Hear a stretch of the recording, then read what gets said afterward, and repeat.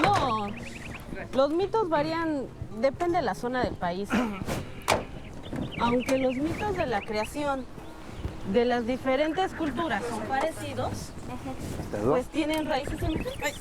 Este también. Bueno, como todos los mitos, varían las diferentes zonas de la misma Huasteca y cambian, porque los mitos son relatos, historias sagradas que hablan de los dioses de aquel tiempo, cuando el mundo no estaba formado así como lo ven, aunque hay algunas tradiciones que se comparten, pero en el fondo es el mismo. Sí, por ejemplo, como nosotros, los nahuatlantes, tenemos muchas semejanzas en nuestras tradiciones, comidas, refranes y en el lenguaje. Pero por supuesto, respetamos todas las diferencias en cuanto a diversidad cultural y ritos de los demás.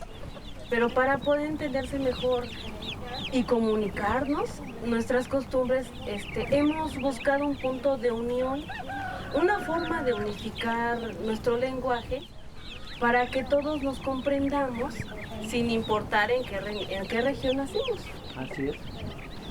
Y principalmente se busca unificar las expresiones escritas, aunque no es fácil, porque existe un desacuerdo en cuanto a qué letras utilizar para expresar ideas o vocablos similares, como por ejemplo el uso del gua con H o gua con W, gua con K o gua con C, o ajuya con J o ajuya con H. Por esa razón, decía su tío el otro día, ¿no?, que en la reunión nacional de hablantes de lenguas indígenas, en 1982, se decidió mejor utilizar la escritura fonética. Así es. Pues, yo la verdad eso de la escritura fonética no lo entiendo muy bien. Se llama fonética a la escritura que seguía en los sonidos de las letras. Pues hay que meter... Tepiche.